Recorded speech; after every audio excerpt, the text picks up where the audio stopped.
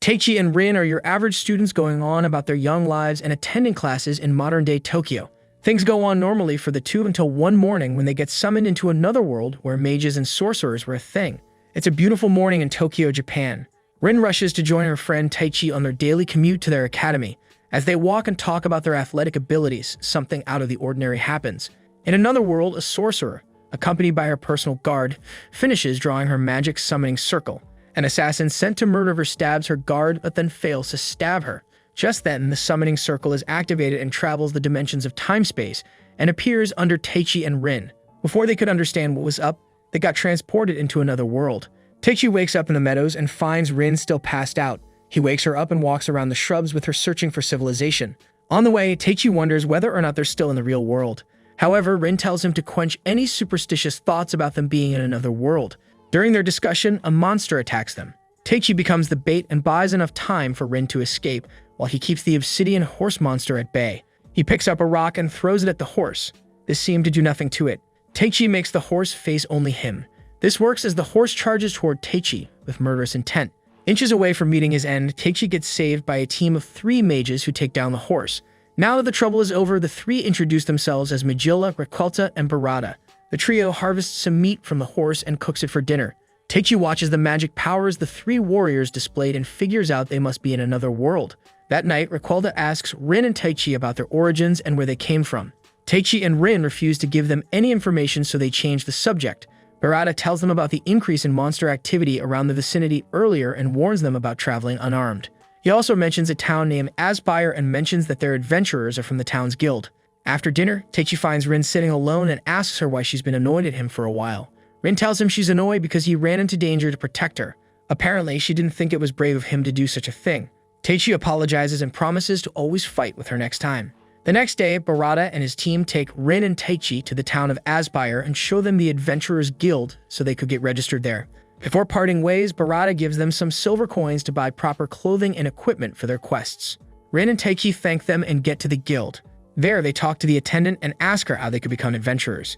The attendant makes them sign a contract first before engaging in a magic aptitude test.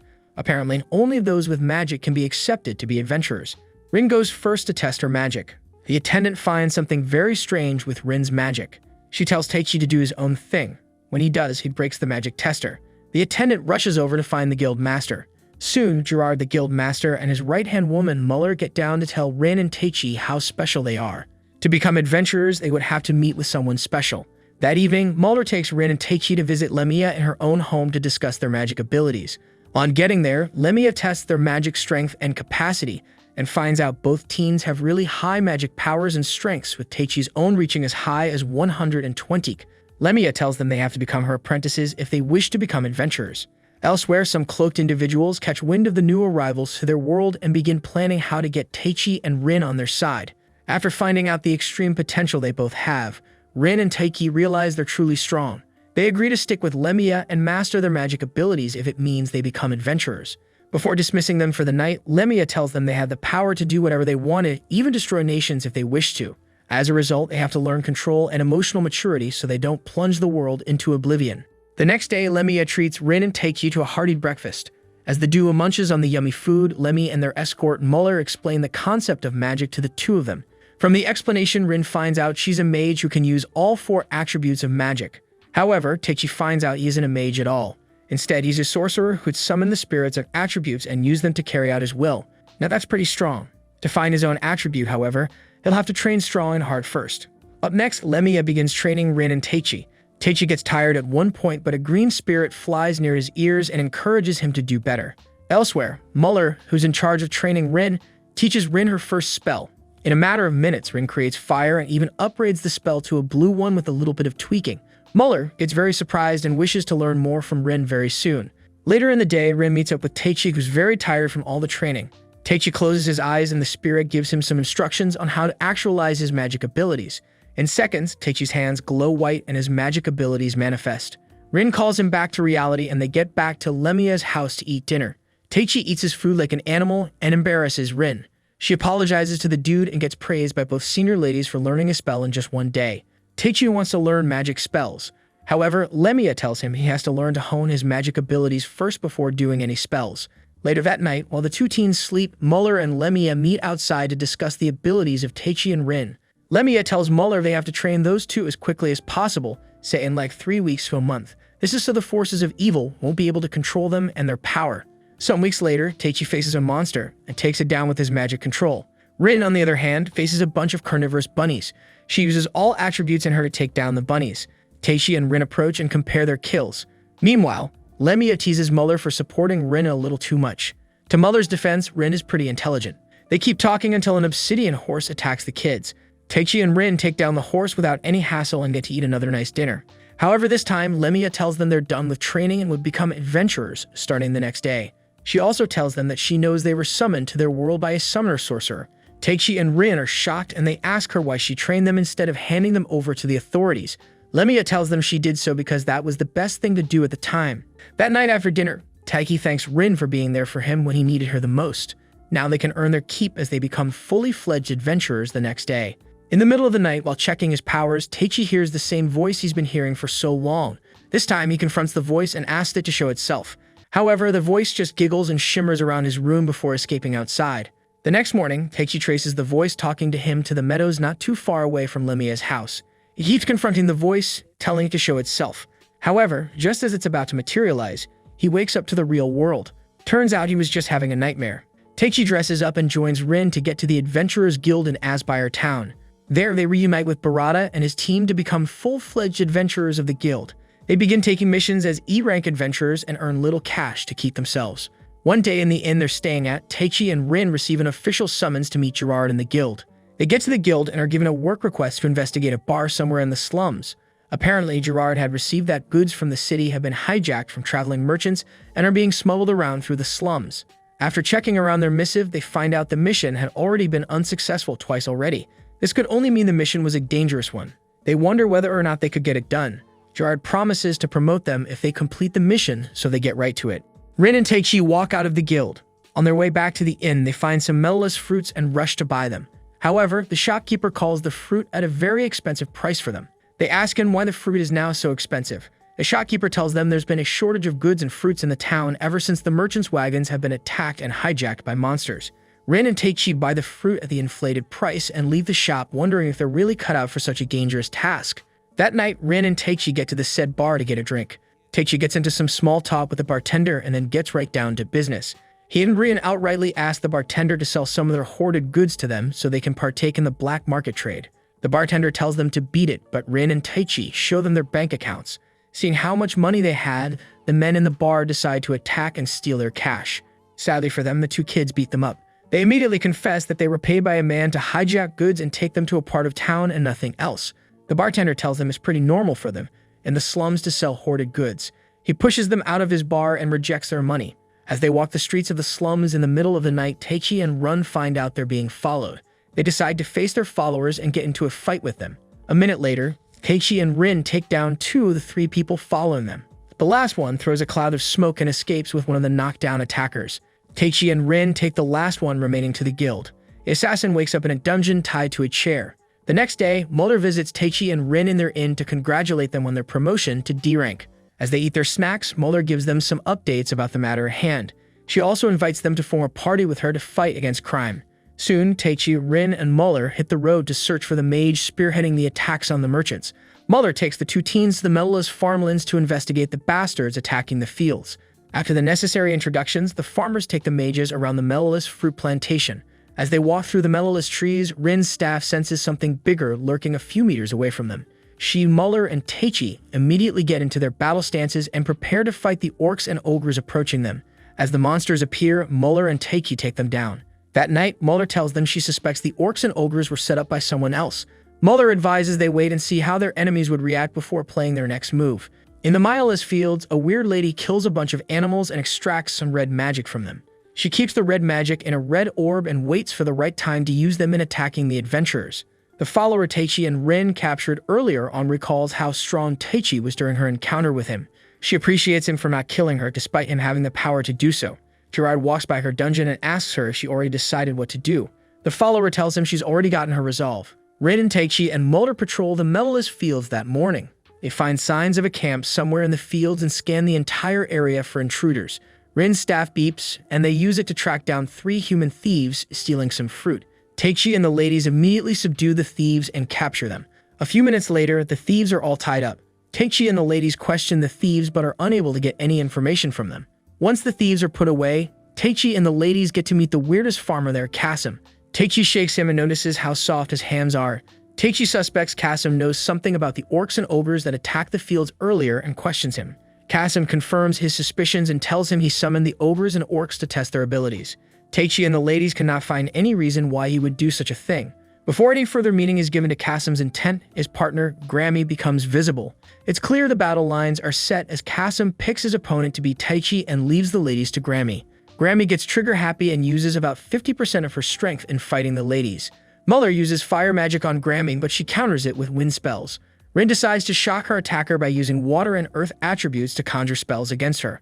Teichi, on the other hand, faces the frost elemental, Kasim's summoned beast. Now this is one beast that cannot be defeated by physical attacks, so all of Teichi's attacks are futile. On Grammy's side, Rin and Muller both launch combinative attacks on Grammy. However, she sees through them and pummels the girls to the ground. Teichi keeps using physical attacks on the frost elemental, but doesn't get a hit. While fighting the elemental, Teichi asks Kasim what the endgame is. Kasim refuses to give him an answer. Instead, he picks out the red orb Grammy created in the field previously and infuses it with the frost elemental. This takes the frost elemental to the next level and creates what Kasim calls a red elemental. The beast gets more violent and bashes Teichi to the ground. After being defeated by Grammy once, the girls decide to level up. They up their magic spells and use it to slash Grammy in the chest this time. Grammy passes out and wakes up a few minutes later. Kasim shows the girls Teichi's state. Teichi wakes up all bashed up and tries to attack Kasim, but the red elemental keeps him down. Teichi passes out and gets into a trance. In this trance, the spirit who's been following him earlier reveals herself as the wind spirit Ariel. She offers to lend Teichi her powers for a short while so he can protect the ladies. Teichi accepts the powers and becomes invincible for a little time. He uses this incredible power surge to take out the red elemental and inflict heavy damage on Kasim and Grammy, who tried to bail. Luckily for the two, Teichi passes out from exhaustion before killing Kasim and Grammy, so they escape with their lives. Teichi wakes up a week later at Lemia's place. On seeing her, he wonders how and why he's there.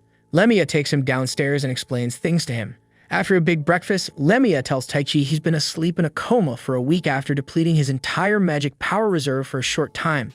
Rin and Muller had thought he passed out from exhaustion but soon got worried when he didn't wake up after 3 days, so they brought him to a place for safekeeping.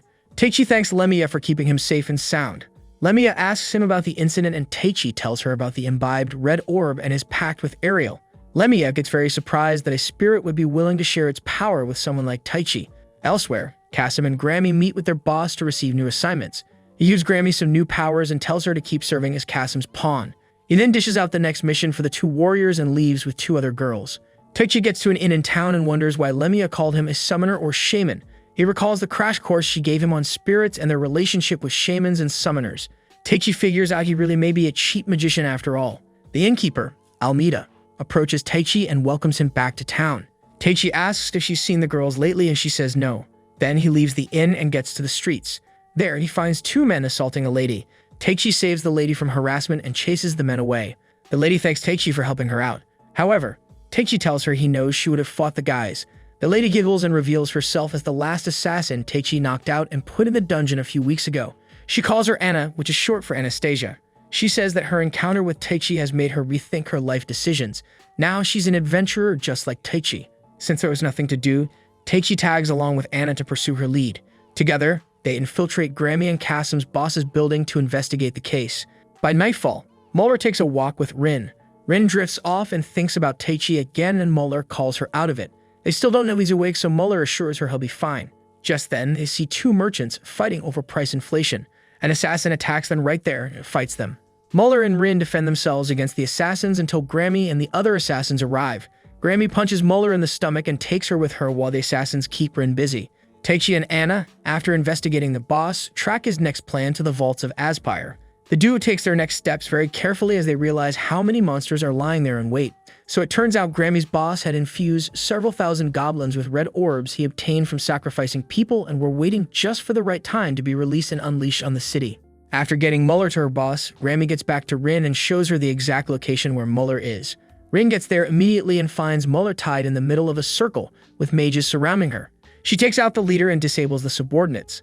Then she uses earth magic to dispel the magic spell and freeze Muller.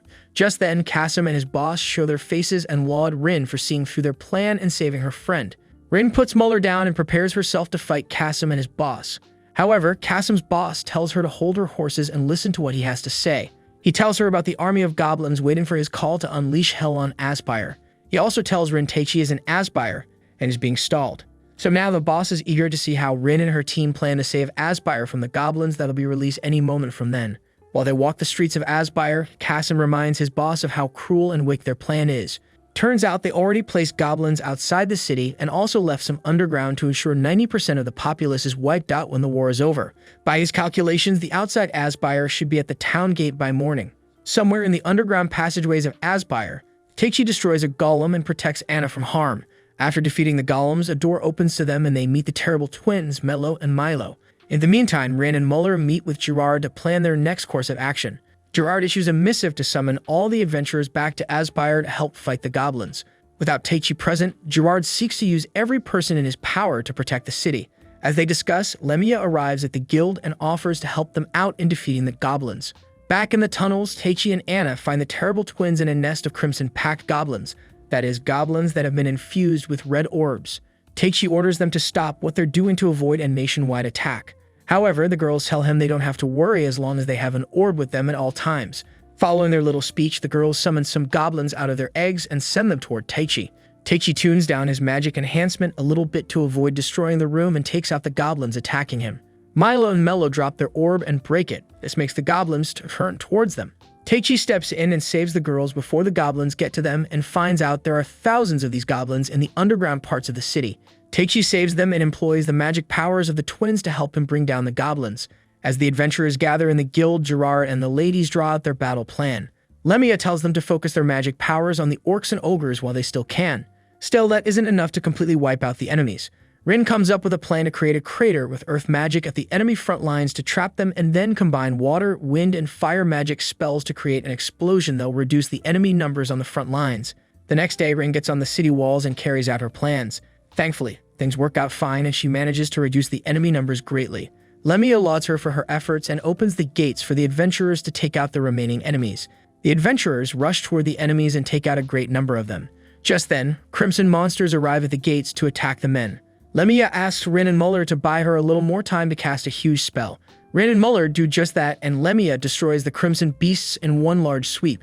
Meanwhile, Teichi and Anna arrive at the front lines and offer their services to fight the remaining beasts of war. The big crimson guys arrive at the battlefield, but the ladies remain unfazed as they approach the biggest guy of them all and launch an all-out attack toward him. Rin runs out of magic strength and loses her balance. The monster approaches her to finish her off. However, Teichi gets there in the nick of time and saves her life. The battle still continues between the monsters and the soldiers of Aspire. After saving his friend's life, Teichi powers up his magic enhancement to a hopping 100% and uses this newfound magic cheat power to pummel the big ogre monster to the ground. The ladies are awed at his awesomeness as Teichi stands tall over the knocked-out ogre. His victory is short-lived though, as the ogre stands up and fights back. Not too far away from the battlefield, Kasim and his boss are there to spectate Teichi, display his magic abilities, and wait for something big to arrive. Gerard receives battle reports from his base camp and finds out Teichi is facing the stronger enemies alone. Hearing this, Anna, who's near Gerard, gets emotional over Teichi taking such a burden on himself. She thinks hard enough about things and decides she'll try her best to help from behind the front lines. She stands up with a tray to drop it and bumps into someone wearing a cloak. The person mutters a few words to her. Anna suddenly goes blank and keeps walking forward. In the meantime, the mages seem to be having the upper hand on the battlefield as they keep obliterating the enemies as they come. The twins, Milo and Mello, also use their earth magic to stop the influx of the monsters as Teichi finally ends the big ogre he's been fighting. With one down, he has only 2 to go, right? Well, something unexpected happens the moment Teichi defeats the big ogre. Suddenly, the ground splits open and the sleeping twin-head dragon beast awakens. Teichi instructs Lemia and the others to retreat and buy him enough time to defeat the dragon. Rin stays behind and stands to fight alongside Teichi. With the others gone, Teichi begs Rin to sit this fight out as he doesn't want to worry too much about her while fighting the dragon. Rin understands and takes a step back. Teichi powers up and rushes toward the twin-headed dragon. He launches his first few attacks, but none seem to land. As he lay on the ground wondering about his next move, Anna walks towards him completely hypnotized. Her head clears out and she returns back to normal. Unfortunately for both of them, it was already too late as the dragon was already cooking a ball of fire in its mouth and was ready to fire at Teichi. Anna sacrifices herself to save Teichi's life and gets burned by the fireball. In her final moments on Earth, she thanks Teichi for treating her like a normal human being and confesses her love to him before closing her eyes to the world forever. Teichi lets out a cry of sorrow as he just lost someone he swore to protect. In a fit of seething rage, Teichi summons Ariel and demands she grant him her powers. He gets into a trance and meets Ariel in a grassy meadow. Ariel apologizes for not being able to save Anna. She advises them to make their pact formal so Teichi can use her powers freely next time. Teichi finally understands and forms a pact with the wind spirit. Now he can freely use and control the powers as he wishes. Teichi acquires the power of the wind spirit and approaches the dragon calmly. The dragon commends him for his bravery and prepares a final attack on the youngster. Teichi counters the attack with a whirlwind spell and knocks the dragon over. The dragon succumbs to defeat and decides to explain things to him. He tells him about the individual who prepared this entire test for him and says he has to be strong or he wishes to protect his beloved. In a dark room, a woman's voice is heard telling her subordinates to prepare for their next move. A few days after the battle, Aspire gets back to normal. Teichi visits Anna's grave and pays his respects. He gets back to the inn after his visit and shows the ladies his new partner, Ariel. Apparently, Teichi can now summon Ariel to his palms whenever he feels like it. While they talk and tease each other, a messenger from the royal family arrives at the inn with a royal summons for Teichi and Rin. The messenger introduces herself as Alcina, a messenger from His Highness, King Gilmore of Aspire, who summons them to appear before the throne. Teichi and the ladies get into the carriage with Alcina and ride to the royal capital. On the way, she explains the reason for the summons. As we'll have it, the king is in a conflict with his brother, the Duke of the Nation. King Gilmore is a diplomatic person who chooses peace over unnecessary war. His brother, on the other hand, is the exact opposite and favors war over peace. King Gilmore fears the Duke may be planning a civil war against him to take the throne from him, so he needs all the help he can get to stop his brother and his army from taking over, and that's why he summoned the powerful mages, Teichi and the ladies. When they get to the nation Lemia and the kids get attacked by the Duke's assassin, thankfully, Teichi sees the attack coming and prevents anyone from getting hurt. After a little bit of chit-chat, they get to meet the king. Gilmore appears before his subjects and sits on his throne. He welcomes them to his kingdom and appreciates them for coming over. Lemia cuts to the chase and requests to have the room to themselves. She agrees to help him provided he meets the conditions set for the battle. Gilmore accepts the conditions and dismisses them. Before leaving, however, Lemia asks Gilmore one question. She asks if he was the one who summoned Teichi and Rin from their other world to this world of magic. The king sighs and says yes. Teichi confronts him for taking their peaceful lives away from them. The king apologizes dearly and says he had no choice. After their meeting with the king, Princess Charlotte pays Rin and Teichi a visit to apologize for summoning them. She tells them she's capable of manipulating space and time and that she tailored the spell to find someone who can learn magic and understand their language. She says she intended on summoning just Teichi alone, but the assassin sent to take her out made the spell last too long to allow Rin into the same world. Charlotte breaks into tears and apologizes for her actions and begs them to save her father's kingdom from his evil brother. Rin and Teichi agree to help her out with all their power and might. Lemia barges in on their conversation and calls Teichi outside. Up next, Teichi faces the supreme commander of the king's army, Sumela, in a battle to test his strength in front of everyone. Teichi is forced into a fight. He would rather not fight with Sumela, hitting him with everything she's got. Teichi finally decides to get serious with her. He breaks her sword and defeats her in hand-to-hand combat. Sumela accepts defeat and asks Teichi to take her either as his wife or concubine. She doesn't mind.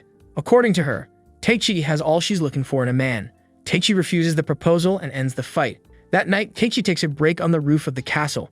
He summons Ariel to chill out with him and enjoy the night sky. He also asks her if there was a way he could tune down his power a little bit so he doesn't hurt anybody. Ariel tells him she'll try finding something out. Teichi thanks her and heads over to Rin's room. He finds her in the bathroom almost naked and begs for her forgiveness as he never meant to intrude in her business. Elsewhere in the royal castle, a suspicious dude finds the princess offering her prayers to the goddess to protect Teichi and his lady friends. The dude asks the princess to take a break so her body can rest. Charlotte thanks him and leaves the prayer room. As she walks to the door, the dude stares at her with a smug look on his face. The next morning, Teichi meets with Rin in the royal garden watering the dead flowers and tells her they've been summoned to meet the royal family to discuss the war. In another part of the capital, the king's brother, Duke Dortashim, or Dort for short, and his subordinates, Marquise and Nilvin, also arrange a meeting to discuss the best methods to take over the kingdom. While Nilvin suggests they take the fight to the capital, Marquise suggests they wait a little while before rushing into things. Dort thinks about things and decides to follow Nilgen's plan. He gives Nilgen the go-ahead to carry out his own plan. In the meantime, Sumela and Bella present the king with an estimate of the enemy numbers. The king gives them the go-ahead to rally their army and prepare for the civil war. Lemia and the other ladies find out that Nilgen is bringing just 1,000 enemy soldiers to the front lines. They suspect he has other soldiers placed strategically around the capital. Sumela tells them their scouts have checked and didn't find any soldiers in the forest. Lemia and the others recount their battle strategy before calling it a day. That night, Teichi checks up on Rin one more time before they get into battle the next day. Rin asks if he could sleep beside her for the night as she couldn't bring herself to sleep. Teichi takes to the sofa to get some sleep. However, Rin tells him to come sit near her a little bit. Teichi apologizes for bringing her into that world with him. However, Rin tells him she chose to follow him to the world. Before laying her head on his shoulders, Rin wishes him a good day at war the following day. Teichi is about to react to the wish when he suddenly senses something or someone watching them. Nonetheless, he closes the balcony blinds and gets back to sleep.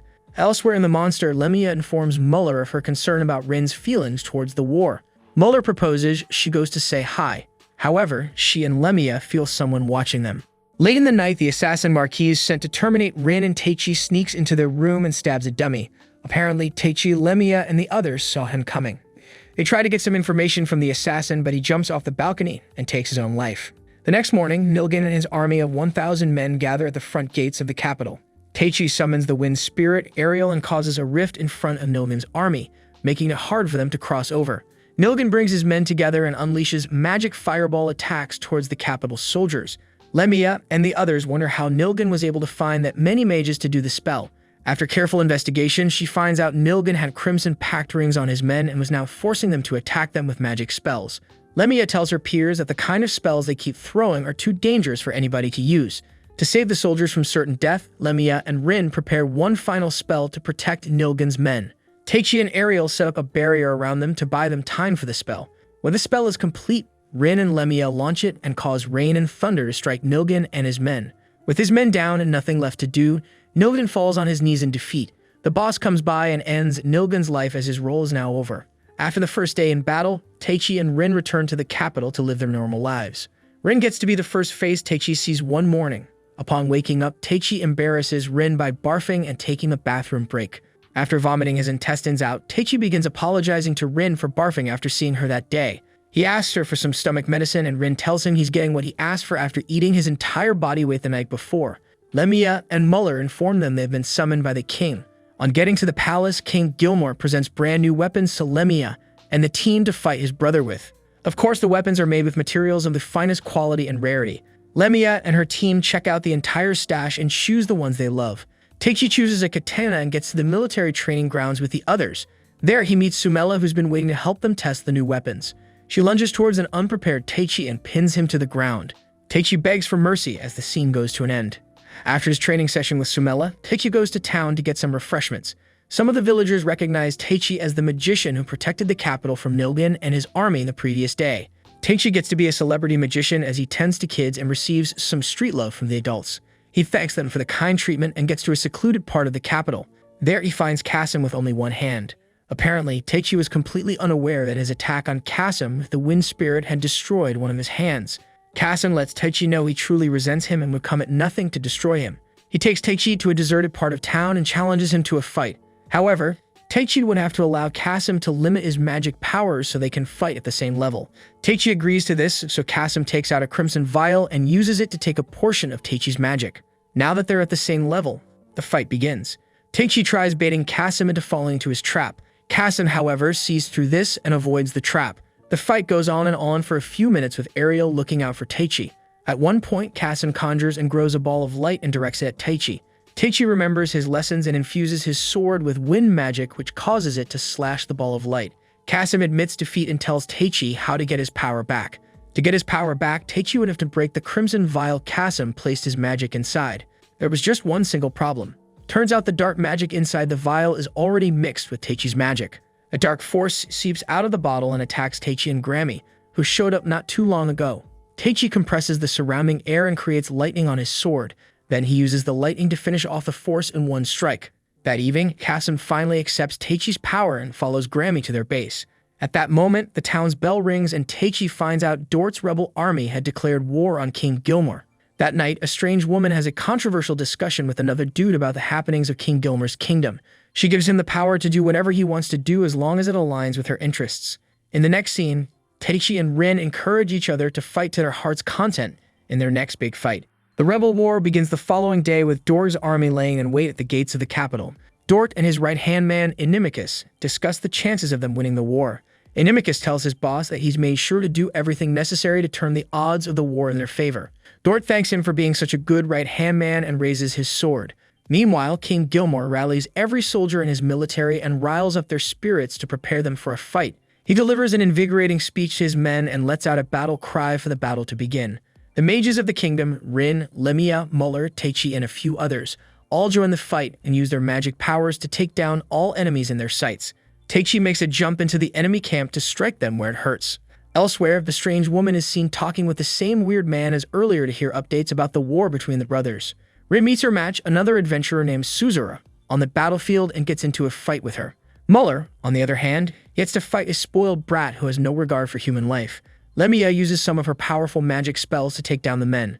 This keeps on until a mage named Miss Folos negates her spells with jamming magic. The soldiers fighting Lemia scram for dear life as the two great mages prepare to face each other. Not too far away from the battleground, Teichi locates Dort's tent and infiltrates it. He introduces himself to the man and tells him he's there for diplomatic reasons. Dort accepts his invitation and hears what Teichi has to say.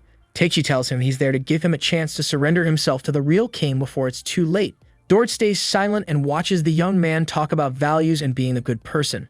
In the meantime, Inimicus sneakishly passes out his dark magic through the ground and infuses it in the bodies of the dead soldiers outside, turning them into zombies. After a few minutes of fighting, Lemia finally finishes Miss Folos. Muller notices Lemia's inferno spell blast from a few meters away and wonders what had happened there. Her opponent, the spoiled brat, mutters some disrespectful things again and annoys her. She draws out her sword and ends his life in one strike. After hearing all Teichi has to say, Dort refuses to surrender to his brother. He then asks Teichi why he chooses to be ruled under a king despite having the power to take down the nation and make it his own. Again, Teichi begins his speech about values and being a better person.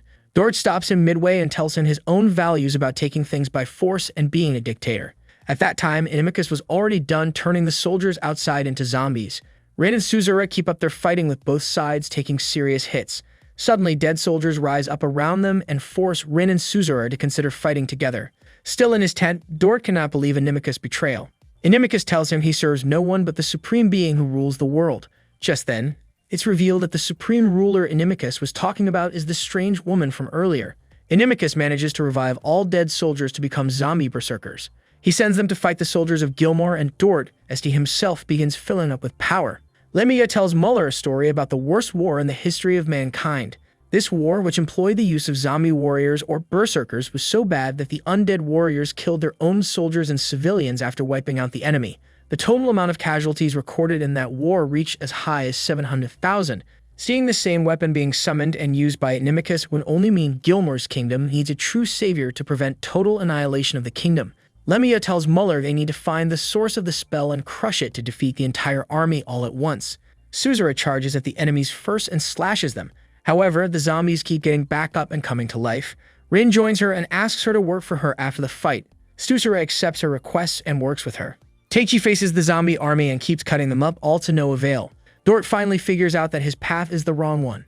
In trying to save the nation, he only ended up playing into Inimicus' hands and sent the whole nation into ruins.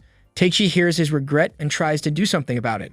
He tries to merge with Ariel and destroy the zombies in one single strike, while the others keep the zombie army at bay. When he's finally done amassing enough power to destroy the army, Ariel steps in and tells him the truth. It turns out the wind spirit, Ariel, hadn't shown her true self to Teichi. She only showed about half of her true self to Teichi out of her distrust towards him.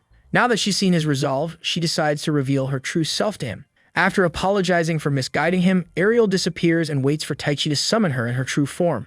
Rin arrives to check on Teichi and reassures him she's on his side no matter what. Teichi hugs her and summons the wind elemental, Sylphid, in a golden circle above the entire army of the zombies. Lemia and the others get to witness a true spirit summoned by the true summoner, Teichi. The golden spell circle disintegrates into little flakes of gold dust. This dust falls on the zombie soldiers and turns them back to their normal selves. Teichi gets to meet with the true wind spirit, Sylphid. Inimicus, on the other hand, finishes absorbing all the power he needs to transform into a purple monster. He flies out of the tent he was in and challenges Taichi to a fight with him. Before they fight, Inimicus tells Taichi the true reason why he was summoned to the other world. So Taichi has always been able to see spirits at birth. He was selected to be the trump card of the Lady Supreme Being to help prevent a great battle in the future, so she can emerge as the true savior of Altia, which is the world they currently live in. Taichi stops Inimicus from his speech and begins fighting with him. He pummels Inimicus to the ground with all his strength. Taichi decides to abandon his humanhood and become one with the spirit. He forges a powerful wind spell and turns Inimicus to dust. From then on, the war is over. Taichi wakes up to see his friends, Lemia, Muller, and Rin, all glad to see him awake. The princess also rushes into the house and congratulates Taichi from being the hero of the royal capital. Days after Taichi wakes up, he and his team get promoted to the highest adventurers in the capital. Dort also gets captured and executed. After getting his promotion, Taichi takes a break on a balcony to reflect on the short time he spent in Altia. Lemia joins him and lectures him on some of the perks that make a human, before urging them to join them on their journey back to Aspire. In the final scenes of the series, Taichi and his team say goodbye to the princess of the capital as they embark on their journey back home to Aspire. As they travel back home, Taichi keeps thinking about the supreme being Inimicus blabbed about. He wonders what her next move could be and promises to always be there to stop her plans.